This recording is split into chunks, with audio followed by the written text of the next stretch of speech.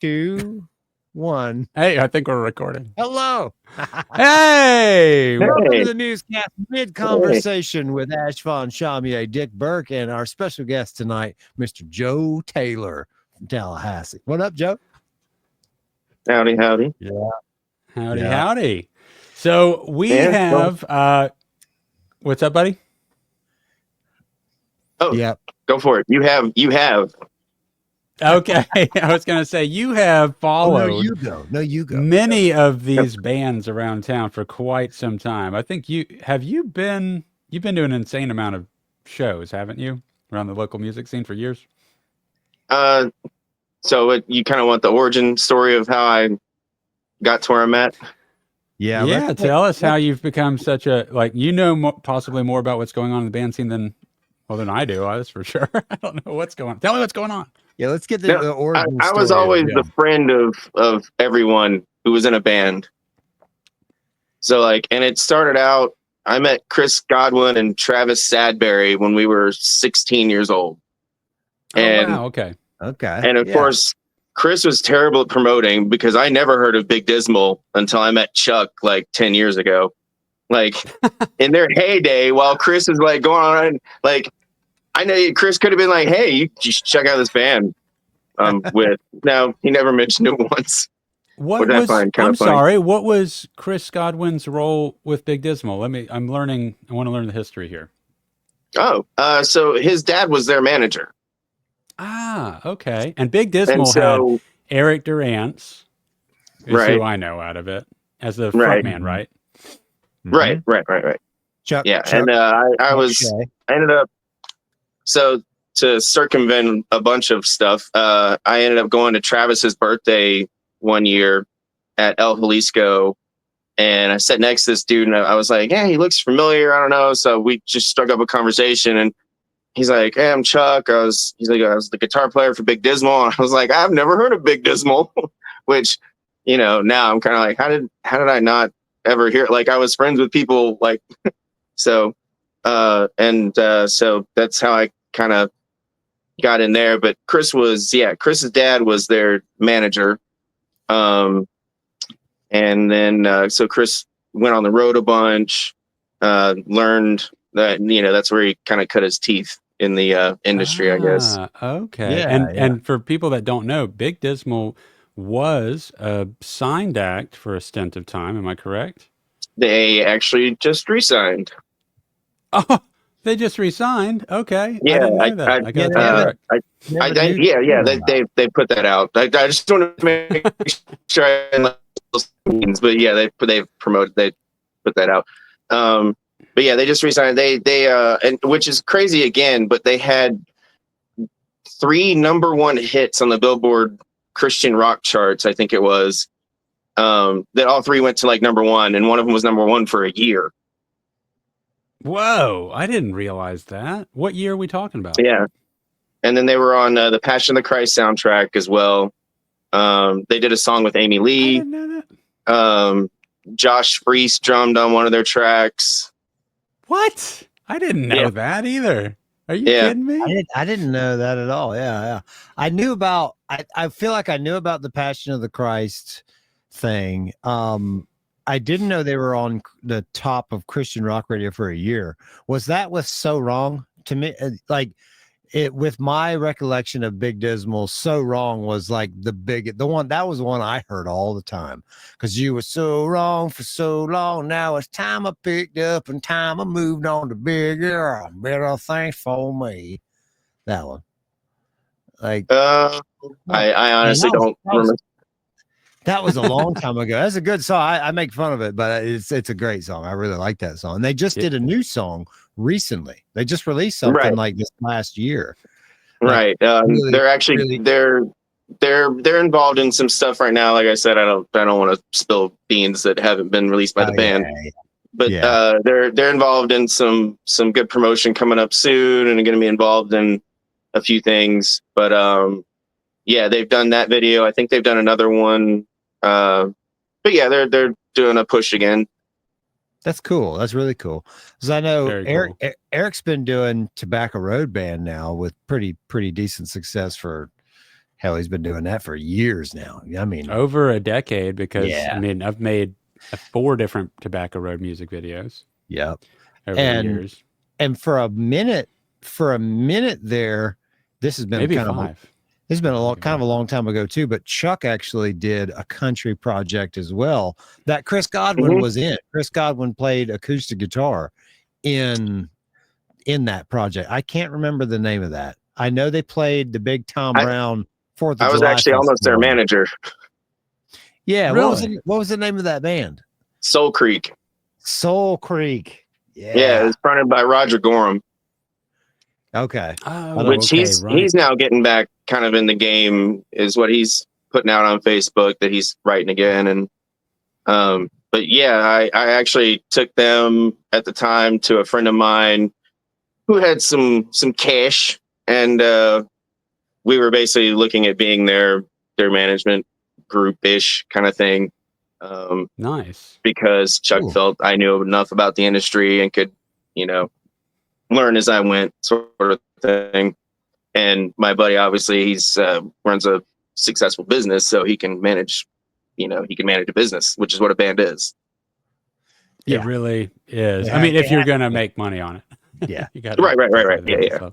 Yeah. Anything now, if you just want to get a bunch of dudes together, have some fun, that's a band too. That's just not that's just not a very serious band. It's like Weekend Warriors can just have fun with it. But if you really, want to get to the nitty gritty, and it's different now than it used to be. It's different than it was 10 years ago. It's ever changing, ever more difficult. And I'm starting to see trends. There's always been trends, but I feel like I'm starting to pay attention to trends more with music, with styles, like especially now everything's an algorithm, right?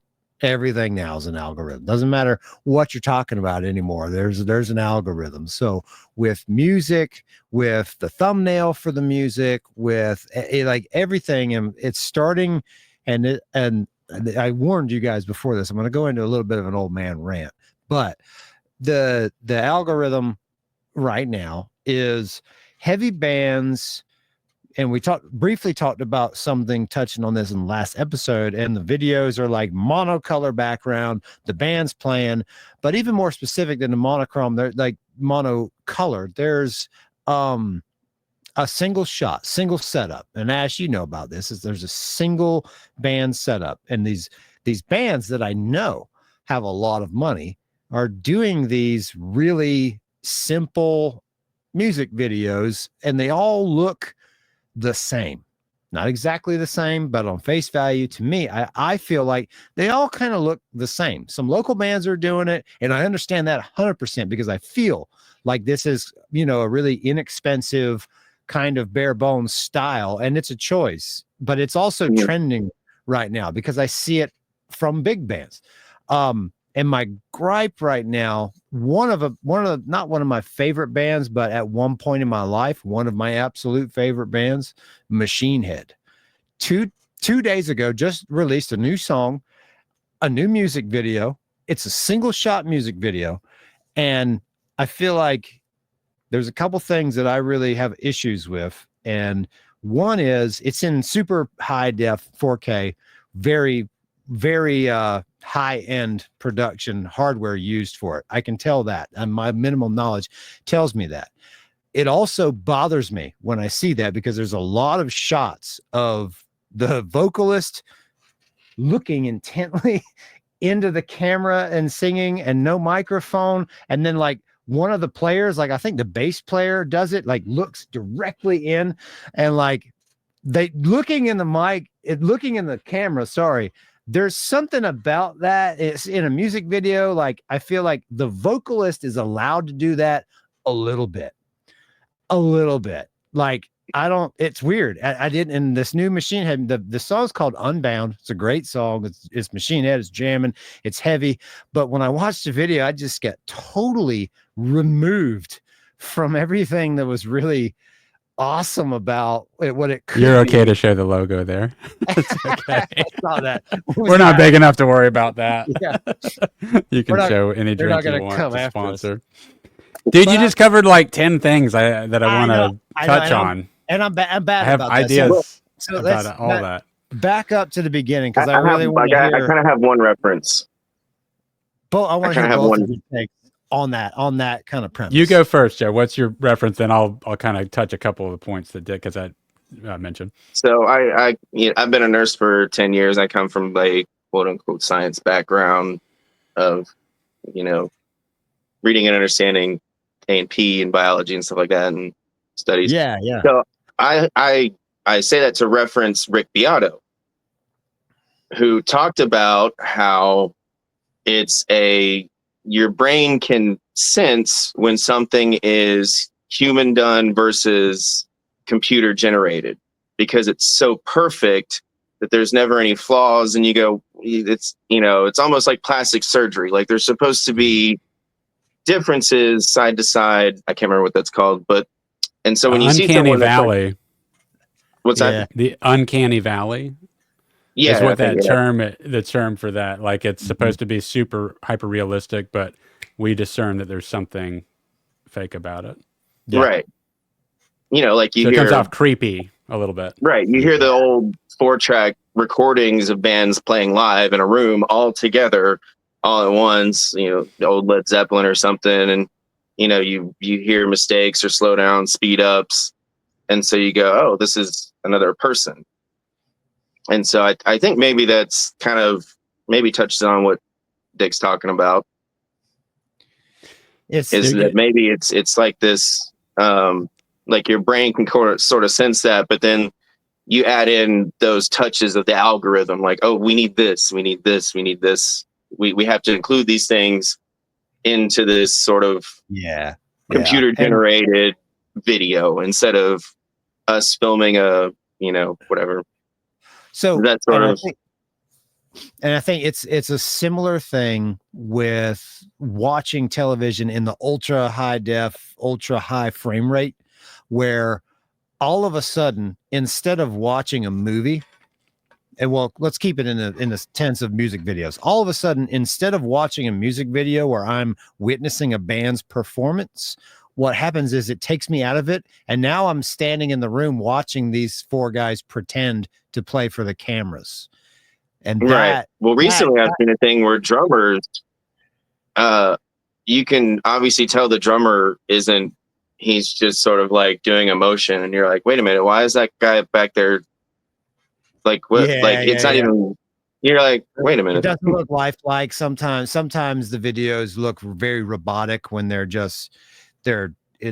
I know what you're saying, and there's a lot of the artificial kind of like stylistic choices that happen, right? And then it pulls out of the realism and it just pulls the energy out where it's hyper realistic, hyper focused on visual quality and clear. Or Ash has a better term than me, but just it takes you out of that, it takes you into that, but the energy and the liveliness and the fun is just kind of sucked out of it. So Ash, tell me what I'm trying to say. Well, no, everything you're saying is what you're saying. That's what you're picking up on about these productions. I think there's like a lot of topics that were covered in that, so I'm going to touch on each one real quick. A few of them. Wrangle us back in. Okay, so for one thing, I'll come to the algorithm last, but the budget has a lot to do with the types of videos that you're seeing. I think what's happening in production land with people that make music videos is that there's becoming a bigger and bigger gap between really small budgets that would have normally been in the $50,000-$100,000 range that are expected to come in at anywhere from 10, 15. A big small budget now is like $20,000 versus like the smallest budgets that you used to have to work with were like upwards of 50, oftentimes getting around 100, 150. Those were considered relatively smaller budgets. So what you're seeing is that you're expected to deliver this really high-end product, but especially if you're an independent band, a lot of bands are expecting to come in under $10,000 for music video spend.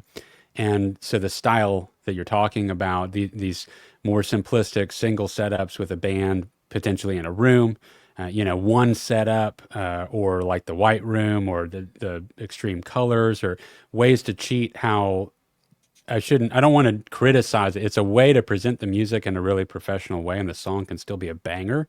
It doesn't take away from the quality of the song. I'm just pointing out, as from a production standpoint, when it comes to the filming and the editing required, the more setups, the more locations, any story aspect to the video that's B-roll of shots that happen outside of just the band performing, all that adds a tremendous amount of production time that the editor's going to have to deal with, and the extra days of filming.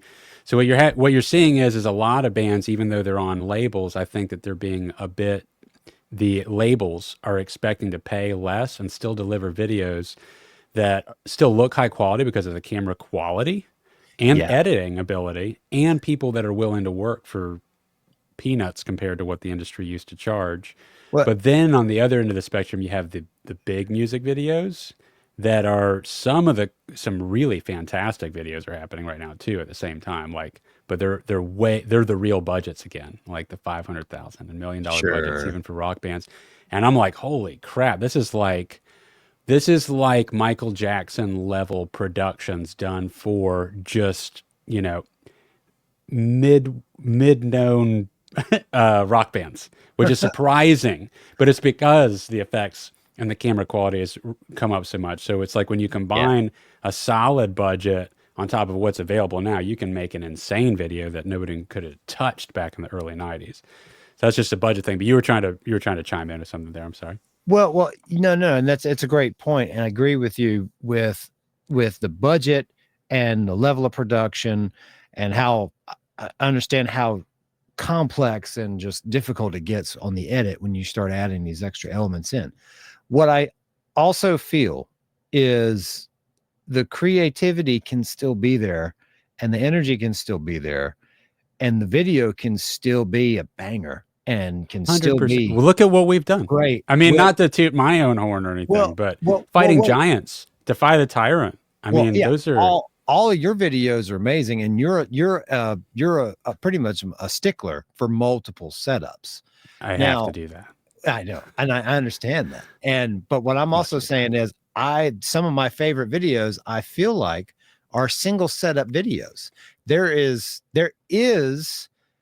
a way, like a Perfect Circle Judith is a single setup music video, as far as I'm aware.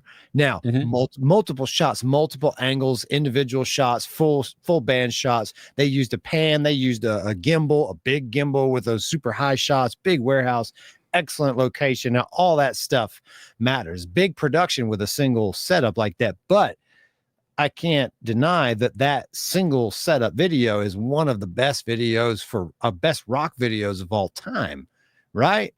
And it's excellent. But he did pair them off into individual setups as well within that location, if I remember correctly. Yeah, I think they did. It was they were all in the video. Never felt like it went to another place. It was never like, oh, now they're somewhere else. It was always in the same like warehouse dingy vibe. And I'll bet you money that video was still upwards of $250,000. I guarantee it was. I guarantee it was. But they also had their instruments, their amplifiers. They were like fully makeup, set up, wardrobe, all that. Yeah, and great editing.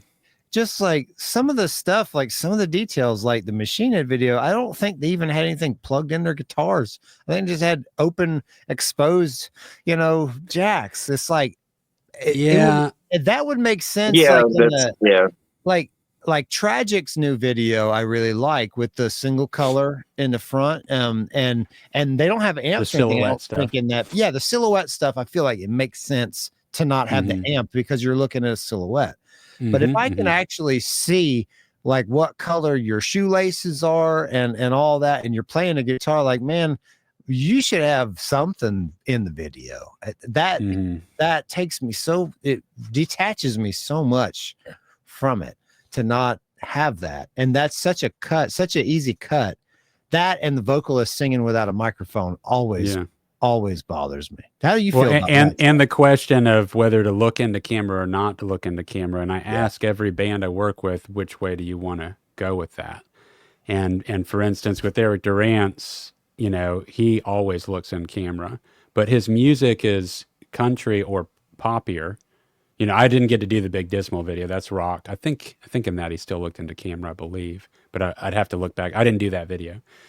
But when it comes to the rock music and stuff, like everyone elects to not, when I've done the rock videos, everyone elects to not look into camera. That's just what they choose to do as the singer. So and as far as... Well, I would have a question for Dick, which would be, do you think this is more genre specific though? So like, you know, if Tool puts out a music video, you're going to expect sort of a certain style, look, quality. If Killswitch puts out a video, they have a tendency and a pattern, sort of the same, you know, effects and look. And it's, to me, it's like, you know, it maybe depends on the band and the whole, because like I said, a band is a business. So it's all a marketing kind of thing. Would you maybe say that has to do with it somewhat? Like, hey, this is the algorithm we got to hit. We're going for this look. We got to do this. Because I mean, Ash can definitely speak more to this as far as budget goes, because that's one of your things. You talk about how great of a quality you can produce on $10,000, you know, versus what's the difference between $50,000. Mm-hmm. God, if I had 50. Yeah. I mean, I would go, so I would make $150,000 video, you know, and that's the thing is if I'm given 5, I do a $15,000 video, you know, like that's not tooting my own horn. I'm just talking about time. You could say my videos suck, but as far as time and effort that I will give to the creative concept of it, the actual filming time, the editing, the physicality that I give on set for moving around equipment and helping and running, I will do. The only compromise is that the only way I can pull off these independent band videos for the budgets that I have, the only way is because I do need the band to help physically just so we can get enough stuff done in time, but we're all still going to be out there for upwards of 13, 14, sometimes 16 hours for a shoot day if we really want to make it happen. But I do that because I care about it so much. Yeah, no, I stole your answer. You were asking Dick a question, and I totally took it. Go ahead, Dick. No. That everything was well said, and that is true to you. That is absolutely true to you. I've seen it, have experienced it, helped with it, paid for it. You know, that's who you are, and I feel like a lot of bands, you know, as well as me, you know. Yeah, you helped too. That's right on Defy the Tyrant in particular. Yeah, you were there for all days of filming. It takes a village as independent artists like we are. It absolutely takes a village. And with Defy the Tyrant, kind of kicked off the Ash von Chamier era for me, because Ash had been making videos, but he had made videos for a lot of artists that I know, but I don't really follow. Like I didn't. It was my return to the rock scene that I was a part of with Kill Clouseau, but had kept going and spread into different directions. Well, I may know the guy who referred Defy the Tyrant to Ash. Was it you? There's one. You have excellent taste, sir. One of those guys in Defy the Tyrant had been bugging me for years about doing a video with Ash when we were in a band together. Kurt. Yeah. Kurt every time I would run into him over the decade span, he would always bring up his interest in doing a video. And I was like, dude, I would love to. Like, we should totally do it. Because I always liked Kurt's sound. I mean, I heard him in 2 or 3 different projects over that course of time. And I was like, his energy. His stage energy is awesome. I mean, such a unique. Yeah, I remember seeing him back in the day, and I told him he kind of reminded me of like Jay from Presence, where he was just sort of like, you know, he really just got down with the music, and you know, you felt that energy. You know, another band back during that era that played at Floyd's that really wowed me and made me want to up my stage energy as well was Almost Kings. Mm-hmm. Yeah, I don't know if you guys remember them. I filmed one of their videos. Little after Presence. Almost Kings was. Presence was already dissolved. I feel like Dharmata was. Jay was in Dharmata, and Almost Kings came around right around that same time as Super Bob. Kind of two similar. They played the same nights. I mean, we played a show with Super Bob, you know, and Super Bob was great too. But Almost Kings from like Atlanta or something, right? Yeah, they were from Atlanta. Yeah. Okay. Their bassist or their guitar player, I think it was their bassist, was like he was a male stripper in another No part way. of his life. Yeah. He told because he had the moves, man. He Okay. had Dude, he was a great dancer with his bass, man. It was we, awesome. Yeah, we went in deep on some conversations that together at Almost Kings where I was like, where did you learn to do that? And he's like, bro, I'm a dancer. Like, that's hilarious. I didn't know that. What? That's awesome. Yeah. You know who else can dance, but don't tell him I says Ian McKenzie. What? No, you got to prove it to me, Ian. I need to see some moves. Post a reel. Yep, Ian's pretty good. And then he had another friend who was actually a male stripper, and there was a few times where he made some ladies pretty happy at the bar or karaoke when certain songs came on. Wow, nice. You know, Curtis and it was so funny to see because what's that? I said Curtis and I did a little amateur male stripping one night at a bachelor party for Big Dave. I'm not allowed to say any details about most of that night, but we did have a party with a pole, and the opening ceremony was me and Kurt. No nudity. Jeez. Yeah, wow. Full I feel a little left out in the cold. You know, all right, here's the thing I can throw into the equation just to end this segment because it's so great and gripping. My dad, for those of you that don't know, was a model, and he was Playgirl Man of the Year and Centerfold 3 times. And at that time, no guy on the planet had been Centerfold 3 times for Playgirl. So there you go, ladies. Man, what a well. You remember, I used to work out at his gym. What yeah, what year and issue was right. that? I think it was 1982. Was one of the years that he was definitely in it. I know that was the year I was born. So while I was born in 82. So while my mom's delivering, you know, he's out there swinging his thing. Oh man, that's awesome. So paying the bills. Segue into bill paying.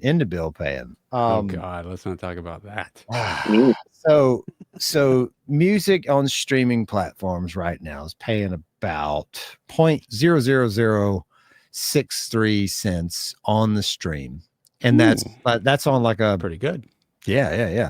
You know, Fighting Giants has had music up on streaming platforms for 5 years or so, and I think the balance is sitting at around $16 for online streams. We have really time to record a new album.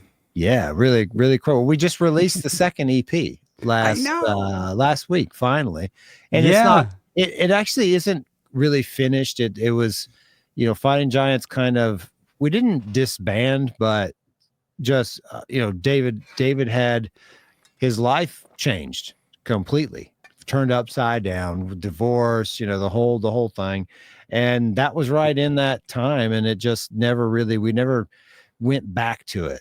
You know, we all just kind of hung it up for a little while, and then we never really picked it back up. I feel like we will at some point, but you know, it's all everyone's mental well-being is just more important than doing the band. And that I feel like that is really the best way to end something is when it's for everyone's best interest to stop, you know. And I feel like, you know, that was what Ian went through, I think, when he stepped away from Defy the Tyrant. Isn't Ian, as we were just talking about, Ian left Defy the Tyrant some time ago. It's been over a year. And I think he just did it because he wanted to focus on his career and family and be a dad and, you know, and do all the cool stuff and not have to be out on the road every weekend playing. And I 100% respect that. I've known Ian for a little while. That's how I kind of got involved with Defy the Tyrant, was because Ian joined them he was like, hey, come check us out. And but yeah, I've known Ian for a while, and he's a little ADD. Yeah, he kind of jumps from one thing to the next, and it's kind of that's sort of his thing. Is he takes something, focuses on it, you know, feels like he, I guess, completed whatever you want to call it, put his all into it, and then it's like, okay, what's the next thing? Yeah, I can't relate to that at all. I know. I feel so split on so many things. Yeah. You know, all these successful people. I love following marketing and listening to business stuff because I just genuinely enjoy it. It ties into my job. I've helped make companies things, and all of them default to this. There is this one singular thing that keeps popping up in everyone's success story, and it's when they decided to just put all the focus into one thing. One thing. And they're like, that's the reality, is that you have to, like, it's about not saying yes to everything, and it's about saying no to everything else. And I'm like, that is a bridge, a tightrope. I don't know if I can do, because as somebody that, tightrope from. I wanted to make a video for them. That never happened. The video that never Defy the Tyrant. That song was going to be great. But, you know, that's a hard decision to arrive at. And I do think, you know, you would have the most success in that field, but there is still the question mark of what is a fulfilled life for you. Is it monetary? Is it, you know, artistically, you know, what's the split? But it is, you know, Ian, even if he had ADD, I will say this. I mean, the dude stuck with music and pursuing band stuff for 20 years. I mean, whether it's, and he did Defy the Tyrant, and then he went to, Death Defy was before that. Yeah. I'm sorry. I was like, I couldn't remember. Yeah, totally reversed that. Right. Death Defy was the first band. He's always defying something. Yeah, he's always defying something. And that's impressive. I took the 10-year break, you know, I mean, and then did Cue the Muses, you know, and here I am wanting to do more again soon in different ways, but he did stick with it. I mean, he didn't hop around on too many bands, but I get that. I totally understand how he'd be at a point, especially as we're, you know, crossing the threshold. I guess I don't know how old he is. I'm assuming he's like roughly the same age as me. I'm 42. I think he's the same age as us. Yeah. I think he's like 40-ish. And so when you cross that threshold, there was a year or two where I like went to karaoke several nights a week with him, and like almost still had no idea. Like I didn't really, I kind of knew he was in Death Defy. I didn't really know he played guitar. And then when he was like, "Hey, you want to come over and jam?" and I went over and he started ripping, I was like, oh, I didn't even know you could play like that. Like, and because he always seemed to like, oh, this is what Ian's into, you know, whatever, you know, his friends, you hang out, do whatever. There was a while where he was like a barfly. There was a while, you know, he would, you know, kind of do different things. And yeah, I never knew Ian outside of music. I never knew him like as Ian, like really as Ian, you know. I met him when he was in Death Defy and played some shows together. I'll never forget. He's such a nice guy. Ian is like, I can't say anything bad about Ian as far as him. You know, he came up to me one night at a show, and Kurt and I were in a band together called Achilles Heel, and I think we played an acoustic set, or we did like a 3-song acoustic bit with drums and bass and everything. Eddie Maldonado played bass, electric bass. Maybe it was whatever. At the end of it, though, we got done, and Ian came out and he was like, "Dude, man," he said, "Richard, as far as acoustic guitar goes, you're the best damn acoustic guitar player in town." He was like, "You play heavy stuff on acoustic like nobody's business." And I was like, "Thanks, man." I'd never talked to this dude before. That was like the first thing he ever said to me. That was the icebreaker. Oh, that's nice. I was what a cool compliment from a peer, you know? Yeah. Especially in a time in my life when I was probably the biggest douchebag in town. You know, like I don't think I was the biggest douchebag in town, but I wasn't the best person in town. You know, I was like, I was just, you know, weekend warrior, dumb stuff, long hair idiot, you know, but you're one of the nicest kids on the block. I'm so nice. You're ridiculously nice. I've spent a few hours around Ian in hotel rooms, whatever. The guy is always smiling or laughing or joking about something. Like even like kind of first thing in the morning, and you're like, what? Like, how do you like? Can I have some? Like a little bit? He does seem. I haven't been around him in enough. Like I've never seen him really. Like even when something bad happens, he just goes, we'll figure it out. And I'm like, yeah. Like, you know, okay. Like I'm pretty good at going with the flow, but the guy's just, I've never seen him like go the other way. It's important. It's so great to have in a band.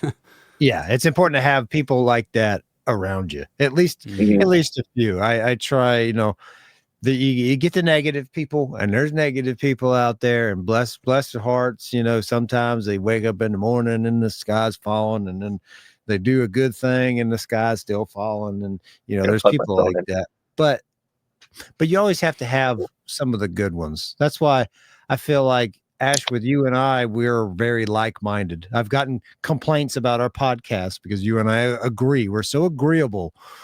Yeah, we don't argue enough, is what we were told.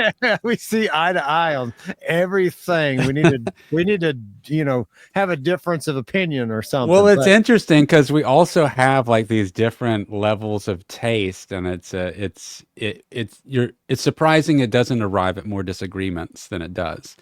Like you're gonna get the pineapple drink, and I'm gonna get the strawberry drink. And I am gonna get the pineapple drink. I know you're gonna get the I don't want the pineapple one. I want the strawberry. I'll take the pina colada. Jalapenos. That's a good one too. But now you're a little more over on his side now. See, now you're because the pina colada and pineapple, the coconut. But I like strawberries too now. I'm a strawberry. I'm an apple. I love apples. I like apples. You know what I don't like? Amber flipped out the other day. This podcast sucks. I don't like cherries. How do you guys feel about cherries? You want some controversy? It's happening now. You don't like cherries? I'm not. You suck. I'm not a fan of cherries. Okay, back to music. Back to music. I had a question. Go ahead. I just wanted to throw out, and it's to Joe. Joe, I'm curious. You mentioned that you potentially, and I don't know if it'll ever manifest, and you were possibly going to help manage Big Dismal, which means that you've thought a lot about. No, not Big Dismal. I'm sorry, who was it? It was Soul Creek. Soul Creek. Soul Creek. And so what is managing Big Dismal's? Do you know who Big Dismal's first manager was? You said it earlier. Chris Godwin's dad. No, like he was their like tour manager. He went on tour with them. Oh. But their actual kind of like manager was actually Jeff Hansen, I believe. Ah, okay. Jeff Interesting. Hansen. Yeah. Who I don't know. I don't know him, but I know of him. I don't know if I've talked to Jeff or not. I feel like all the information I have about Jeff is from VH1 Behind the Music Creed. Okay. He was on that doc. Didn't he, Joe? You explain, because you know him better than me. Big Dave knows him really well. Big Dave knows Jeff well because Jeff's wife and Dave's sister, one of his sisters, are best friends from high school. Whoa! So every now and then, holy shit! So every now and then, Dave is like down at Jeff Hansen's house in Orlando, hanging out by the pool. Okay. Woo! This is 9 degrees of bacon, all right. What a weird thing here. I don't know, Jeff. But didn't he? Should we talk about how Mike Lynchard was born in Crawfordville? Mike Lynchard was not born in Crawfordville. No, he wasn't. Shut up. Yes, he was. Do you know who Mike Lynchard is? No. Should I? I'm sorry if I know you, buddy. So we're talking about it. We're revolving around a bunch of stuff. So Chuck Shea is the guitar player for Big Dismal, who we're talking about here. I know about that. Now, Mike Lynchard is a guitar player who ended up replacing me in the band Pipestone that I was in with Big Dave, who we were just talking about, who knows Jeff Hansen, byproduct of his sister going to high school with Jeff's wife. Now, whoa! Now, Holy shit! Chuck was the guitar player for Pipestone. Sorry, I left Pipestone. Mike Lynchard replaced me in Pipestone. But that's not Mike Lynchard's highlight. Mike Lynchard's highlight is he was the guitar player for Scrape with Will Hunt on the drums. Okay, I know who Will Hunt is. So now we brought it all drummer back, for Evanescence, all back to Will and Dark New Day. And Mike. So let's just take a second here, though. Let's just take a second here, though, to prove a point and pass along to other musicians out there. The music world is a lot smaller than you think it is. It is a very small world. Yeah, it is. It's so much more connected than you would realize. Yeah, and so here's another byproduct of that small world. Since we're gossiping, at the hen house here about how small the music world is. The hen house. Our music producer at Cue the Muses, the gentleman Brett Brett Hessler, Yes. who was in a band with Will Hunt. Which I just said, Dark New Day. Dark New Day. They were a Dark New Day together. Great band. Brett Brett sings Hessler, on Cue the Muses. Wait for it. Brett Hessler is the recorded bassist, producer, and vocalist on one of the Cue the Muses songs. And bassist, the actual bassist on all the songs. Yeah, he plays bass. He wrote all the bass parts and recorded them for the whole album. He is the Cue the Muse fourth member, third member. He played bass in ninth another member. band too, I think. Yeah, but I told Brett a while back I was going to go to a Mastodon show, and I had meet and greet tickets, and I actually missed the meet and greet. It was a very unfortunate oversight on my part by not knowing what time to be there, and I showed up at the time to meet and greet Lamb of God. Anyway, didn't get to meet him, but Brett was like, "Oh yeah, me and Brent went to school together in Alabama. We used to be in a band together back in the day." I was like, now, Brent Hines, the guitar player from Mastodon, one of the best guitar players on the planet, Dirty B. Hines, front man for Fiend Without a Face. Dirty B. Hines, I got a tribal tattoo on my face. What? And Holy smokesins! Small world, guys. Holy Small smokesins! world. Holy cow. It's like a spider web of music and people in bands and things. It's like so fun. Well, I'm going to... It's fun. We all know everybody. We might as well be famous. We're famous. This is what famous looks like. So, Joe, if you had gotten the opportunity, or if you get the opportunity, what all, so bands know, that are getting into this, what does a manager help do? What's the role that you were hoping to fill? What was the way that you were going to approach helping them get shows or connect to agents? For 20 minutes. I'm For sorry. like 20 minutes.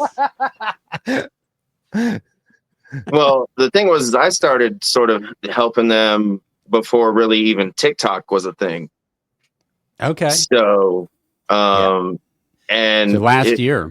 Well, I remember Soul Creek. Soul Creek was a band, like Facebook was pretty early in its evolution. I think MySpace might have even still been, maybe not that long ago, but that was a long time ago. Soul Creek was doing their thing. That would have been pre 2012. It was right around there. Yeah. Continue. Sorry. So, no, I think there's still been, I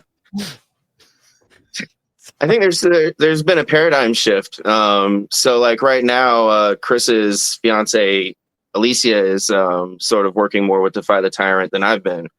I more or less, when I started with them, I was more like a media guy. Like I was sort of managing them on a scale of like, hey, I'm going to help put your name out there. Cause I was doing my own Instagram at the time, and that was sort of the big thing. So I just sort of started doing an Instagram for them and started putting my name out there and sort of did a social media push of myself. And was sort of like, hey, I this band, Defy the Tyrant, and ended up meeting people and helping them with book shows, and I'd go with them and do merch and do different things like that. You were the fifth member. Every show I saw them, every time they were out, you were there. You were at the booth, you were with the band, unloading, loading, riding. It was like you were doing the thing. I didn't know that you were that involved with promotion and bookings and all that. Like, that's really cool. Yeah, I mean, I did, a touch of that. I wasn't like the full time or anything. Yeah, but it takes a village. It's not, it's not a dictatorship with a band. Some bands are, but right. And what my thing was, let the band be the band. And a lot of them, some of them don't really do social media at all. And that's the thing, is like, I know those guys. Yeah, I know some of them don't talk much, but give me the instrument. I'm going to do the thing. And then don't look at me. Don't call me. Don't text. And see and so now that's sort of the thing that, Alicia has been doing. And even Jeff Hansen had sort of looked at Defy for a second, and their whole thing was, playlists now. Getting on a playlist to put your name out there on streaming, right? Getting a Twitter hit, or not a Twitter, sorry, a TikTok hit. Getting a track played on TikTok or something. That happens. That's a legitimate thing. I don't know how often it happens. I mean, but the small world. We've talked about this before. One of my coworkers' brother is a saxophone player in a band called the 502s, and the 502s played us. They're from around here, but great, like folky indie rock kind of band. Not really my style, but it's fun. And they got super huge overnight because of a song that went viral on TikTok. And the next thing they know, they're playing sold out show at the House of Blues in Orlando. Super cool. I mean, there was a time. I mean, there's always like, who was it that who was it that they bought onto like a U2 show or tour, and that's how they became famous. Is they basically just had enough money, and they obviously had great songwriting. But how much did that cost? U2? Did you say U2? Yeah. They bought onto a U2 tour? Yeah, I can't They remember had who to it have was. mega backing for that. It was 20 grand. It had to be 20 grand. Dude, that had to be hundreds of thousands. That might have been $1 million. I mean, U2 was like the second biggest touring act in the world for a stint of years. We're talking about millions of dollars being exchanged, I would think. I mean, they hedged their bets though. They said, we feel like we're good enough that we can play with U2 and people are gonna love us just as much.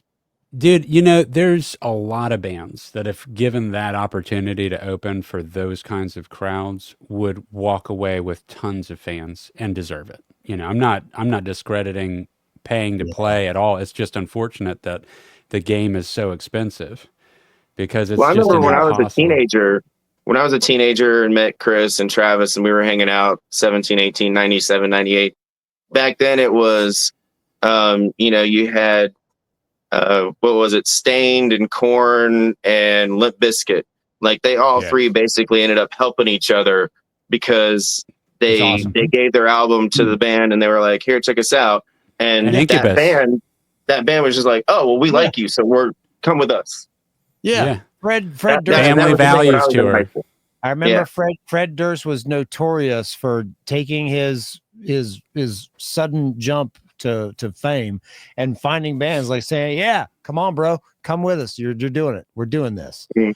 And it's such the right thing to do in the grand scheme of things. And you see, which is what comedy's been doing now recently. 100%. Yeah. 100%. And I feel like in rap, they've been doing this. I think rock is way late to the party on that kind of perspective. I mean, it's great that it's happening, but you see way more collaborations in the world of rock happening over the last 5 years now. But there's still this thing happening where there's such a separation between letting bands that really have no reason to be opening for them other than helping a band out because you genuinely think they're cool and want to help them get discovered. And you don't necessarily have to have money involved in producing them. You could, and that's a beautiful thing too, but just to be able to open. And if you do that, I feel like what we see happening in the world of comedy, the result is that you've built up, now you make a megastar that absolutely loves you and is loyal to you, in a beautiful, genuine way. Yeah. Everybody's fans just grow in every direction versus, I mean, you don't not like a band because you like another band. Right. Give me a break.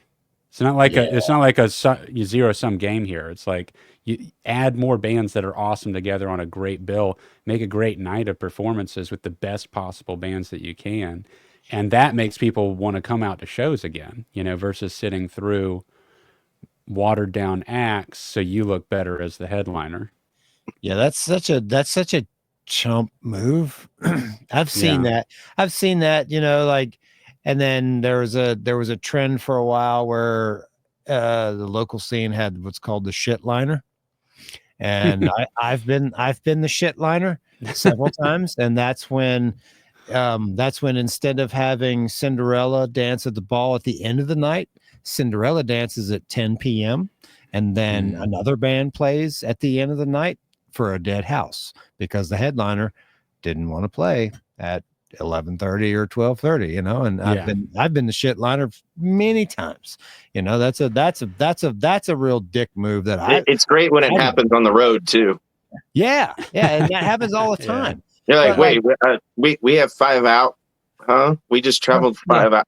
Can yeah, you want us to stay till 2 in the morning and go? Well, Like, and I would say this, I don't put that on the band solely as much as I think that the venues are kind of, I understand you want to run it till 2 a.m., but it is shitty to put a band on at 12:30 at night on a Wednesday night. You know, like Yeah. if that's the headliner. a Wednesday That's night not good to show. do to them. You got to just cut it off a little early. Let the bar be open till 2. People can hang out and drink as long as they do. But don't make the headliner go on after midnight in the Yeah. middle of the week. That's tough, man. I feel like a Wednesday night show should have the headliner, the last act play like 10:30. You know, Agreed. like, and that's Agreed. late. But I'm 40. It is late. Yeah, but like, Well, that's- I mean, even for the youngins, you know, they got school. chances are yeah. that's their hobby. yeah, Yeah.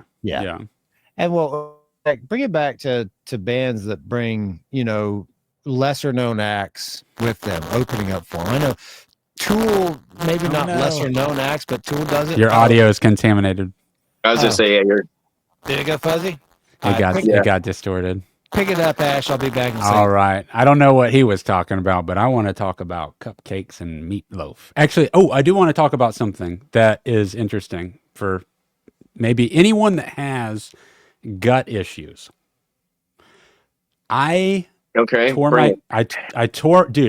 my calf a couple months ago or 3 months ago. Been recovering it. One of the recovery tools that I used, I threw the kitchen sink at it, but one of the things that I started taking for the first time ever was L-glutamine. And I've never, and we know about L-glutamine. I've heard about it my whole, since I was 16. I've never even cared about trying to take it. So I started taking it because it's supposed to help with injury recovery. But there was a side effect that I had no idea was going to happen, which is that it helps rebuild the interior wall of your lower intestine. And so a lot of people know I've been eating predominantly carnivore style diet for the last like 5 years. A big part of that was to try and resolve inflammation with my back, but also because when I would eat vegetables and other things, it would screw up my stomach. So like I would just like, it would give me problems the next day and I just can't eat other stuff. So it's just meat, cheese, fruit. Well, like stomach problem, like bloating or like bloating immediately after eating or in the middle of eating, even though I'm a few bites in and not full. On the toilet all day next day and all that kind of stuff. A pretty quick no response. Vegetables, very quick response. Next day, and this would last for a few days if I ate one thing and deviated off the diet. So a lot of reasons for me to stay on protein diet. I still love the protein diet. I still think it's one of the most efficient ways for your body to run. However, I can eat other stuff now. And it's because I started dabbling on accident. I ended up in a situation where I just ended up eating something. I won't go into all the details. And I was like, I didn't have any issue. What's that, buddy? Are you eating broccoli now? Very little, but I can. I was eating oh my God, cauliflower. I was eating cauliflower the other night. I've eaten vegetables. I've tried beans. I've tried. You're back, but you're quiet. But you are back and clean. Am I quiet? You're a little quiet. But dude, I can eat other stuff. So we've gone to restaurants and I've eaten the full plate, like everything they bring out, no issues. And I'm just taking a lot of L-glutamine. I looked into it more, and there's a gut microbiome specialist, and he takes people through a regimen of high dosage L-glutamine to fix leaky gut syndrome for them. I was like, this is what's been happening for me. He says he uses around 15, sometimes up to 20 grams a day. I've been taking 15 grams a day for the last 3 months, and I can basically eat. I haven't eaten any. I've even eaten hot sauce again on foods and stuff. Like, I've been able to eat other stuff. So 1 meal a day for dinner, I kind of eat what I want to, and the rest of the meals for me are meat and fruit and cheese. But just to be able to do that is such a big deal after 5 years of not being able to do it. So if you have leaky gut, if you think you have leaky gut, I think the L-glutamine is very cheap. It's a really reasonable thing to try. I personally have been taking the powder, 1 scoop 3 times a day.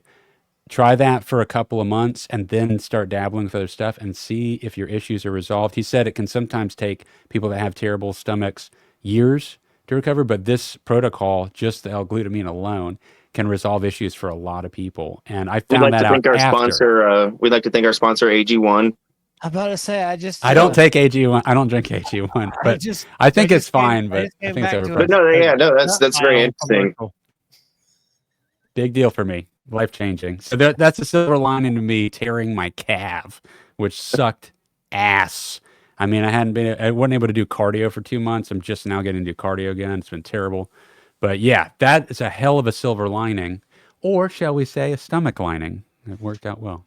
So that's actually one of the positives right now of AI is its use in medicine and research. Agreed. That they're able to throw stuff into the computer and, basically get results like that. One of the things they're using AI to research cancer tumors to figure out exactly what makes them replicate, the gene or whatever. I think it's amazing. And so, there's these great advances that are definitely coming. And I think we're going to discover a lot more things. Like I saw a special the other day that this doctor has used AI to find this really old medicine that's super cheap that is supposed to help autistic kids. Interesting. Is it a plant or is it an actual no, it's a pill. It's a pharmaceutical drug. Okay. But he said and of course his thing was, well, they can't make money off of it, so they won't talk about it. Right. Well, and that is the case for a lot of things. It is the case. Don't you love those people though that shut everything down like that? I mean, it's amazing he discovered that, like, using AI. Dude, I use we've talked about ChatGPT a lot on this podcast, but I did not go to a doctor for my torn calf because I knew about it. I identified it and diagnosed it based on listening to athletes talk about tearing the calf and I was like, that's exactly what just happened. And sure enough, without doubt, everything that happened was down to the T to the description.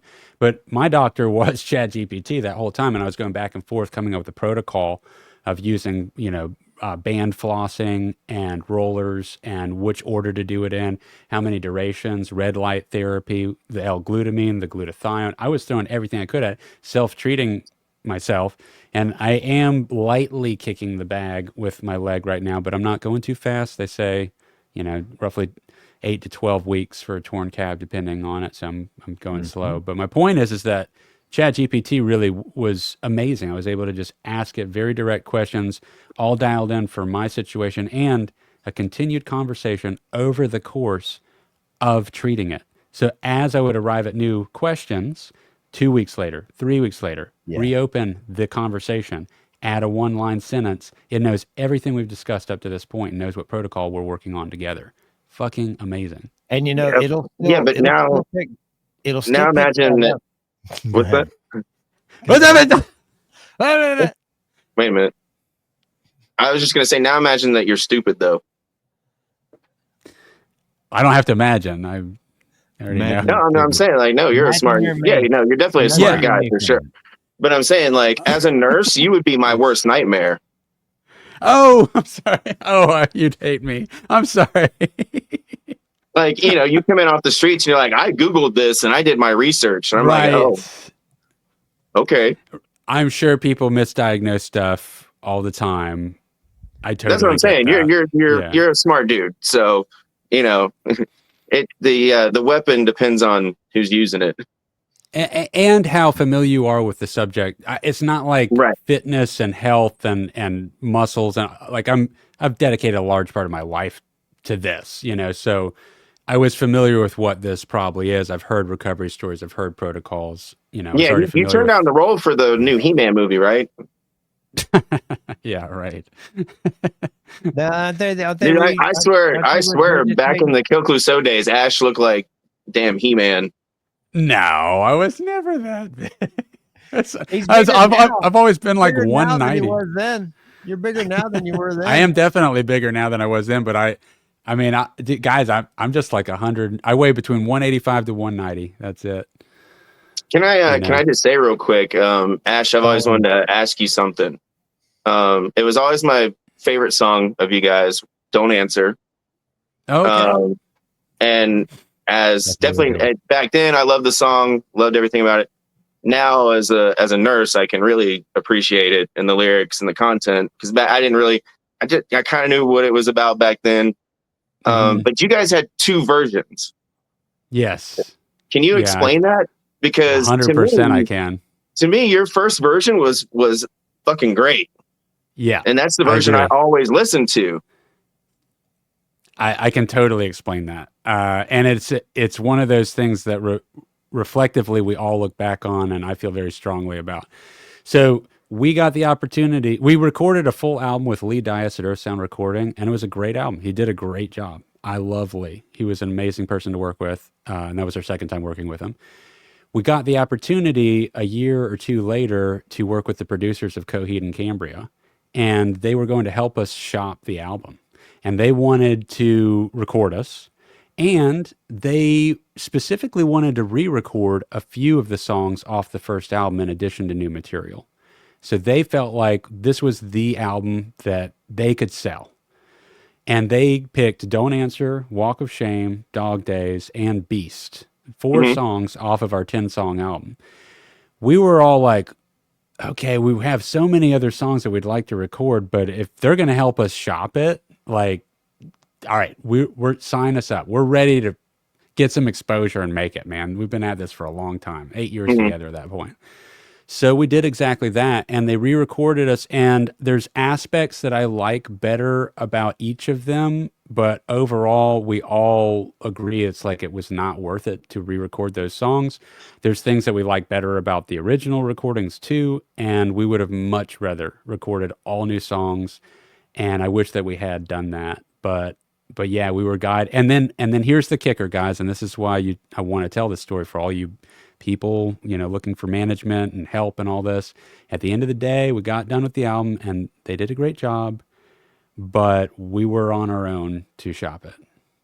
They did not help us shop it. I wanted to let you finish and then call bullshit, because I don't recall any Applehead Studios presents, anything. Well, in theory, it's like, so they have the connection with Metal Blade Records in particular. They had a contract going in multiple bands that they were doing for that label. That's who signed Coheed and Cambria. So we kind of were. Did I create controversy? What's that? Did I create controversy? Like within the No. Oh, I didn't know Dick calling bullshit was. I didn't know if that was a. No. Dick says he saw it coming. He would have seen it coming. Yeah, that type of scenario is something I have very strong feelings about. When people who aren't in the band start sitting in a fucking room sniffing their own farts and telling you what's best for you and all this and that. Now, I'm an artist, but trusting other people who sit around and do things that aren't what I do or what Ash does or what that specific band does, telling people what is best for them, like, show me what you actually. Ash, you and I have talked about this. Show me what you actually have done. Like, show me. Okay, in this case. Well, in this case, they recorded 3 in Coheed and Cambria, but did they manage them? Did they put money to it to push it? Did they do anything outside of just recording it? This is one of those things where, when you start working with a producer, you really don't know what deals, who has going with what on what level, right? So for Lee Dias, for instance, has a long-lasting relationship, I believe it's still going, with Epitaph Records. So he did a ton of bands for Epitaph Records. And when you're directly talking to and being hired by the label for acts that they're also finding, you just think that's a direct pipeline. I will also say that at that time, we were younger, too. I mean, this was over 12 years ago. We were really hungry. You got to think 28 years old. Now, and there's one other element I'll add to this, and this was about the 5th or 6th time we had talked to other producers as well. We talked to the producer of I was corresponding with the producer of, they were huge at the time. Oh my God, I'm drawing a blank on their name. Not Chevelle. Starts with a B. Breaking Benjamin. Yes. That's, you nailed it. So we were corresponding with him too. And there was this was like the fifth producer that told us that the recordings that we had were not quite good enough for them to sell, and they wanted to re-record our whole album. This was the first producer that only wanted to record part of it and let us do new songs. So this was very confusing for us because to our ears, we're like, are we just full of ourselves thinking that this recording that we have, like we nailed it on this first album with Lee, and maybe these guys that have these chart topping albums currently know what they're talking about. We need it to be better and more full or something. And then we also had Jake, our keyboard player, who I personally feel like we all feel there was too much keyboard on the second album. The first album didn't have any keyboard. That's a whole other dynamic. And anyway, so we're like, look, all those factors combined, and that you're on the last stretch of this band having the time, effort, patience, money. It's like, we're either going to go for this now, or we're going to keep going on our own steam for the next year and probably fizzle out. I mean, that's kind of where we were at, because it was just it was that much of a toll to keep it going. So yeah, I understand why we made the decision. As an adult that's 40, I would totally stick to and having made music videos and being more knowledgeable at marketing, totally would stick to my guns about all new songs over again. And I would have figured out something in writing that guaranteed that there was going to be help for some kind of management role or agent role in helping us get it to at least a certain set of. Yeah. That's why I hate hearing that. Like, I hate hearing stories like that. And it's another that you talked about Beato earlier. Beato's really good at, telling stories from his history in that kind of environment. Like with Josh Freese, you mentioned Josh Freese was on a Big Dismal song, and Josh Freese is on, thousands of albums and songs and things. And usually they would, in his words, they would call him in sometimes uncomfortably to sit in the room with the band's drummer and play his parts with him looking at him like, sorry, man, you can play this. Like, you can't play this. They just want me to do it, and we're just going to knock this out. And this, it's just, and maybe pick it up. And like Josh Freese seems like the best guy, just the best dude. I want to meet him and just talk to him.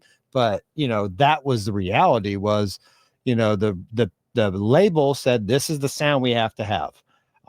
You're not cutting it for this one. We're going to bring in Josh. Josh is going to do it. Okay, we're going to do that and things like that. And that, I get it. It's a business, and it's about numbers, about time and all that. And when you're running on a business level, it's not about the artist and the creativity. It's about getting it done, getting it out, and getting a return, and how, and it's all numbers. And I'm not a numbers guy at all. Ash, you're more of a numbers guy than me because you run your own business, and you have to be. Chat GPT helps with that though. And like, it can. I mean, I would just point out one thing. I do think there is a balance between the numbers, and this will close out the whole concept because we started the whole episode talking about algorithms.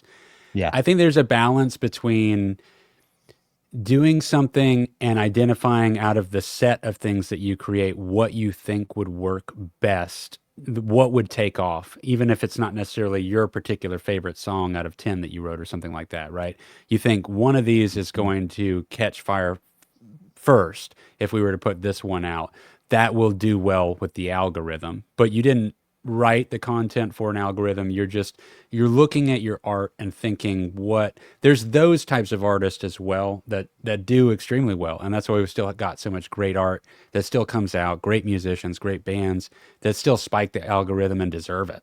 But there's the machine that does what you're talking about as well, where it literally operates on the numbers. And I will say, just to give some credit towards Applehead Recording, those guys genuinely were getting off on when we were writing our album together. I mean, recording it together. They were excited and goosebumpy, and we all were having fun and like, oh my God, this is so cool. Yeah. They were a part of that. So I don't want to make it sound like they were using us in any way.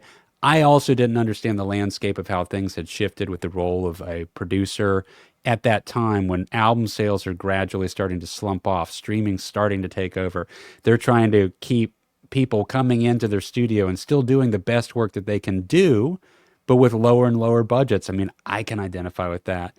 There was a level of deception as far as help us shop it. And if you did help us shop it and they didn't dig it, let us know that information too, so we could work with that. Give us some constructive feedback. Yeah. But surely I would say this: if they were really going to shop it in retrospect, what they would have done is they would have already shown what was already made and say, hey, if we produce these guys and record them better, since they thought it needed to be better, would you guys be interested in this?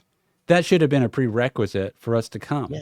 That sounds like step one. That's didn't even think of it at the time. You know, you don't want to push the producers of Coheed and Cambria. I mean, everyone, it's just such a big deal. You're starving. You're starving for an opportunity when you've worked at it that long with a project. Yeah.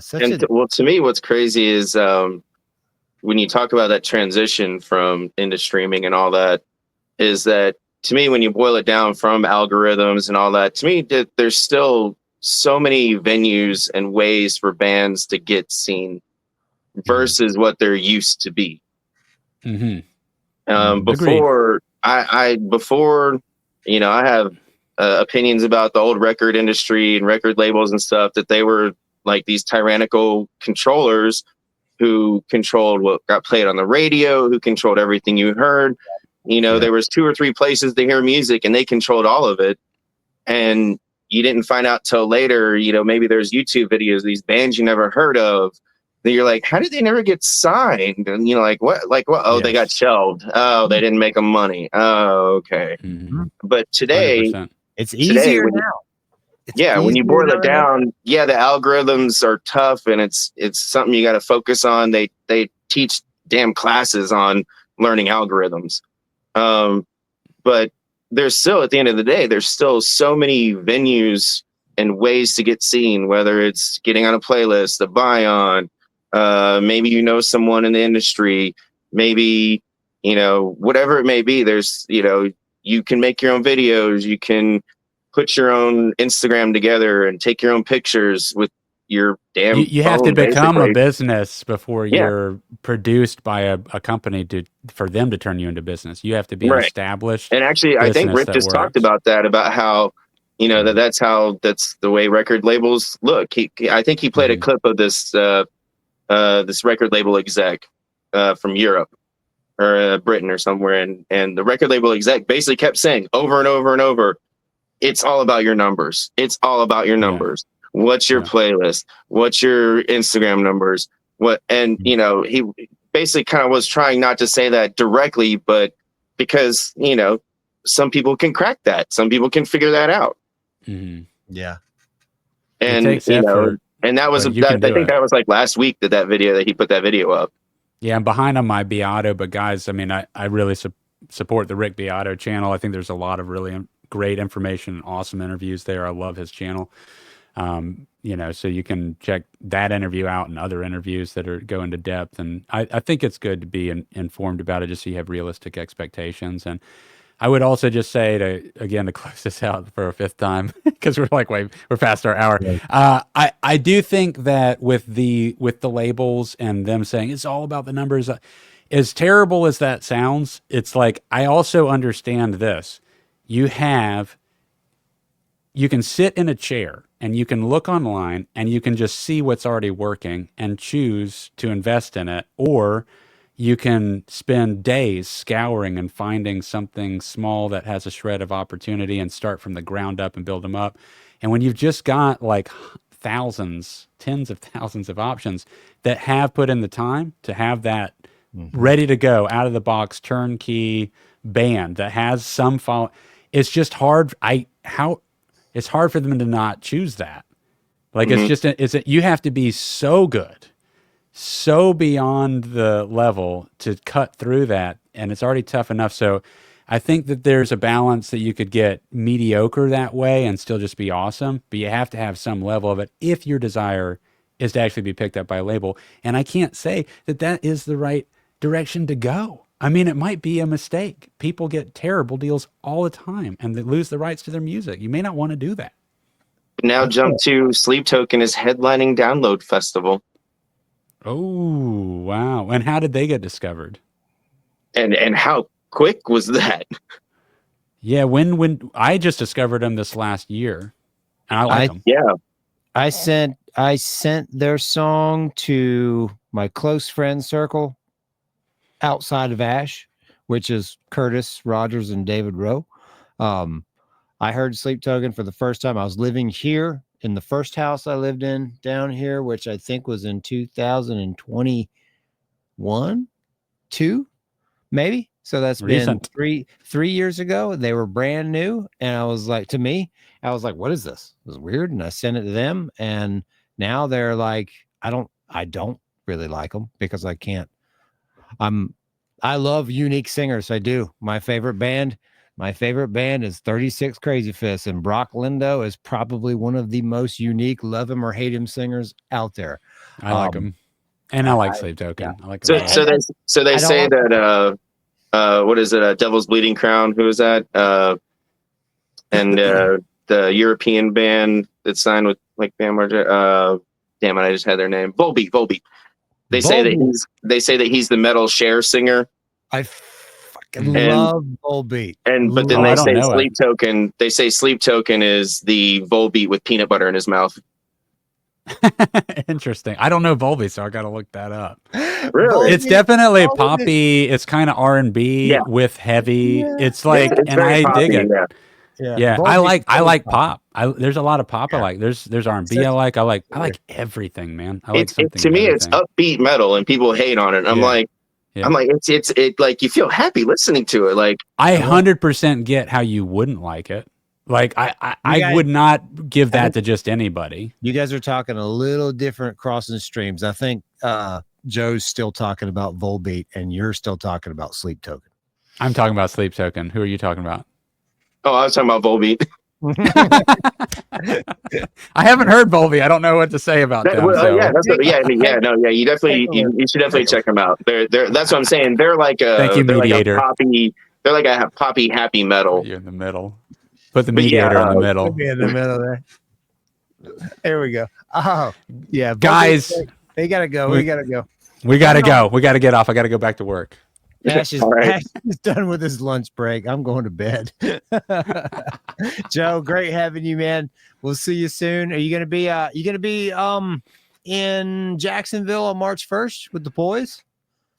I have no idea what I'm doing. I just found out today that the 311 concert is the same day as Jambacue. Yeah. And then around the same time is Seven Dust and Core in Panama City. And I'll be at I definitely want to make the Jackson. I would like to make the Jacksonville show. Just because I know it'll probably be pretty big, so they may need some help possibly. But I know they're hyping it up pretty good. Yeah, I'm gonna be there. Okay. If you're there, I'll see you there. Me and Kyron are gonna be there. Okay, but you're not. Or are you? Maybe. Well, this is the end of an 1.5-hour episode. Yeah, I'm gonna play one song with Defy the Tyrant. I'm gonna do. I think they're doing Tightrope for the first time in a long time. And Kurt thank God. Oh wait, I didn't. Yeah. So if anything, we'll see you then, guys. If you're still listening, thanks for hanging with us. I'm sorry, seriously, being such an asshole. And good afternoon, good evening, and good night. Peace, guys.